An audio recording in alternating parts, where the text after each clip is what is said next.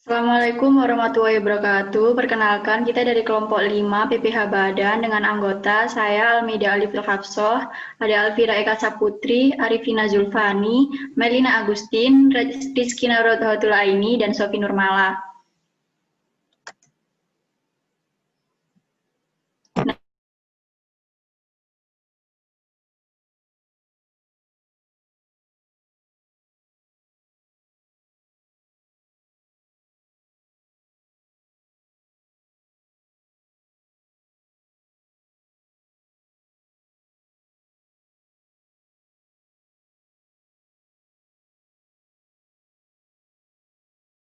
Ya, materi dari kelompok 5 yaitu pengurangan dan bukan pengurang penghasilan bruto.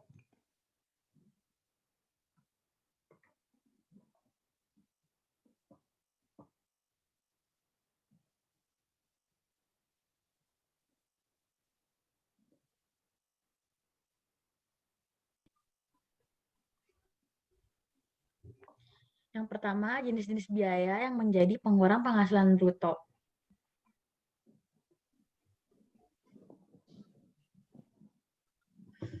Untuk mengetahui besarnya pajak penghasilan terutang, wajib pajak badan perlu mencari terlebih dahulu berapa besarnya penghasilan neto yang diperoleh dalam suatu tahun pajak.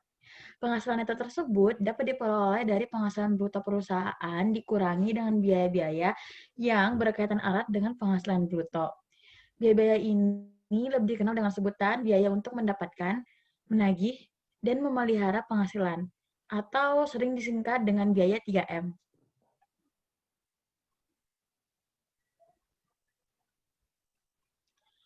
Beban-beban yang dapat dikurangkan dari penghasilan bruto dapat dibagi dalam dua golongan, yaitu beban atau biaya yang mempunyai masa manfaat tidak lebih dari 1 tahun dan yang mempunyai masa manfaat lebih dari 1 tahun. Beban yang mempunyai masa manfaat tidak lebih dari 1 tahun merupakan biaya pada tahun yang bersangkutan, misalnya gaji, biaya administrasi dan bunga, biaya rutin pengolahan limbah, dan sebagainya. Adapun pengeluaran yang mempunyai masa manfaat lebih dari 1 tahun, pembebanannya dilakukan melalui penyusutan atau amortisasi. Di samping itu, apabila dalam 1 tahun pajak didapatkan kerugian karena penjualan harta atau karena selisih kurs, kerugian-kerugian tersebut dapat dikurangkan dari penghasilan bruto. Ya, biaya-biaya yang dapat menjadi pengurang penghasilan bruto yaitu yang pertama, biaya yang secara langsung atau tidak langsung berkaitan dengan kegiatan usaha, antara lain biaya pembelian bahan, biaya berkenaan dengan pekerjaan atau jasa termasuk upah, gaji, honorarium, bonus, gratifikasi, dan tunjangan yang diberikan dalam bentuk uang. Bunga, sewa, dan royalti, biaya perjalanan, biaya pengolahan limbah, premi asuransi, biaya promosi dan penjualan yang diatur dengan berdasarkan peraturan Menteri Keuangan, biaya administrasi dan pajak kecuali PPh. Yang kedua, biaya penyusutan dan amortisasi. Penyusutan dilakukan atas pengeluaran untuk memperoleh harta berwujud dan amortisasi dilakukan atas pengeluaran untuk memperoleh harta tak berwujud dan biaya lain. Secara garis besar, metode untuk penyusutan dan amortisasi untuk keperluan pajak adalah sebagai berikut. Yang pertama, metode garis lurus, yaitu dilakukan dalam bagian-bagian yang sama besar selama masa manfaat yang telah ditentukan bagi harta tersebut. Dan metode saldo menurun, yaitu dilakukan dalam bagian-bagian yang menurun selama masa manfaat yang dihitung dengan cara menerapkan tarif penyusutan atas nilai sisa buku, dan pada akhir masa manfaat, nilai sisa buku disusutkan sekaligus dengan cara dilakukan secara taat asas.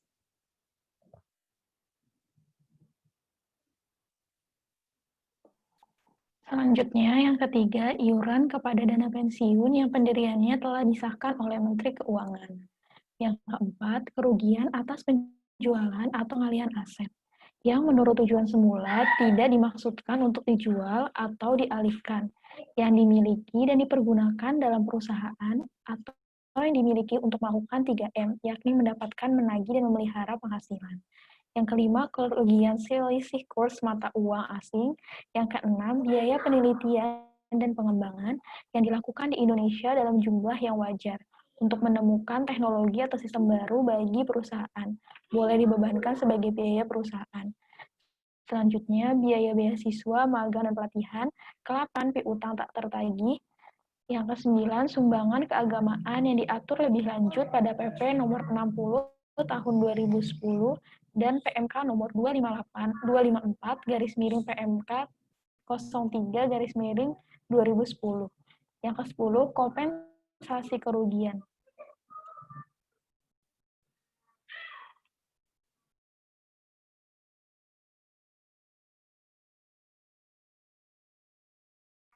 Selanjutnya, yang ke-11 adalah biaya sumbangan. Pada prinsipnya, pengeluaran sumbangan tidak dapat dibiayakan. Namun, dalam UU PPH mengecualikan 5 jenis sumbangan yang dapat dibiayakan, yakni yang pertama, sumbangan dalam rangka penanggulangan bencana nasional, yang kedua, sumbangan dalam rangka penelitian dan pengembangan, yang ketiga, sumbangan fasilitas pendidikan, yang keempat, sumbangan dalam rangka pembinaan olahraga yang disampaikan melalui lembaga pembinaan olahraga, dan yang terakhir, biaya pembangunan infrastruktur sosial yang merupakan biaya yang dikeluarkan untuk keperluan membangun sarana dan prasarana untuk kepentingan umum dan bersifat nirlaba.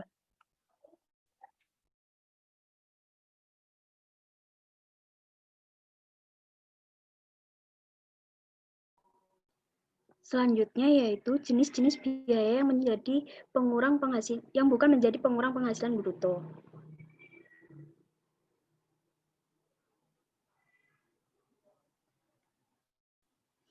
Berdasarkan pasal 9 Undang-Undang Pajak Penghasilan Nomor 36 Tahun 2008 untuk menentukan besarnya PKP bagi wajib pajak dalam negeri dan bentuk usaha tetap tidak boleh dikurangkan. Yang pertama, 1. Pembagian laba. Pembagian laba dalam bentuk dan nama apapun, termasuk pembayaran dividen kepada pemilik modal, pembagian sisa hasil usaha koperasi kepada anggotanya, dan pembayaran dividen oleh perusahaan asuransi kepada pemegang polis tidak boleh dikurangkan dari penghasilan badan yang membagikannya, karena pembagian laba tersebut merupakan bagian dari penghasilan badan tersebut yang akan dikenai pajak berdasarkan undang-undang.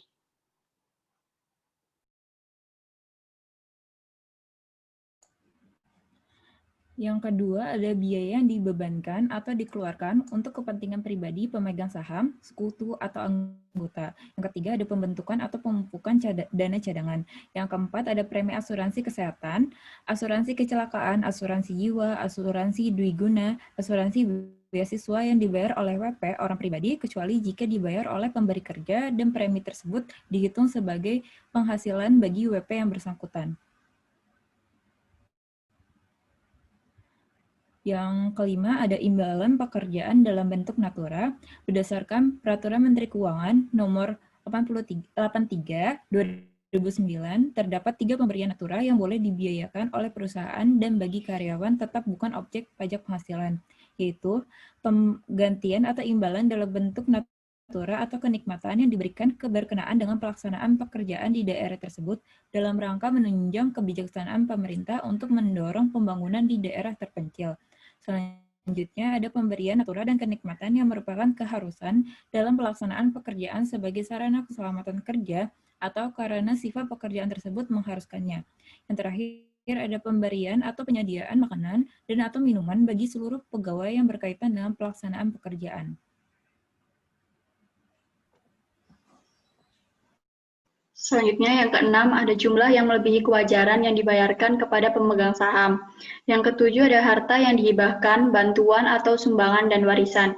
Sebagaimana dimaksud dalam pasal 4 ayat 3 huruf A dan huruf B, kecuali sumbangan sebagaimana dimaksud dalam pasal 6 ayat 1 huruf I sampai dengan huruf M, serta zakat yang diterima oleh badan amil zakat atau lembaga amil zakat yang dibentuk atau disahkan oleh pemerintah atau sumbangan keagamaan yang sifatnya wajib bagi pemeluk agama yang diakui di Indonesia.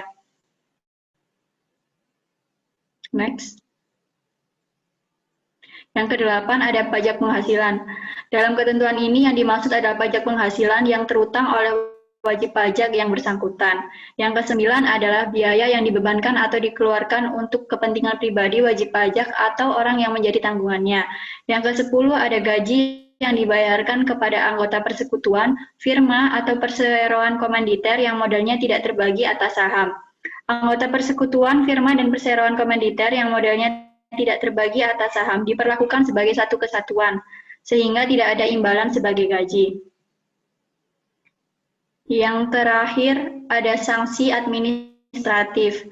Semua sanksi administrasi yang terkait dengan perpajakan tidak boleh dikurangkan dari penghasilan bruto. Sanksi tersebut dapat berupa bunga, denda, dan kenaikan serta sanksi pidana berupa denda yang berkenaan dengan pelaksanaan perundang-undangan di bidang perpajakan.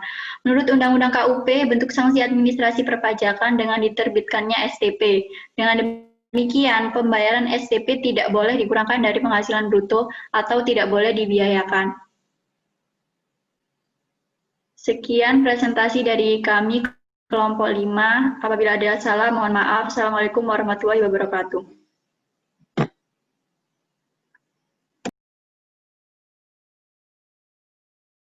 Lebih dari 10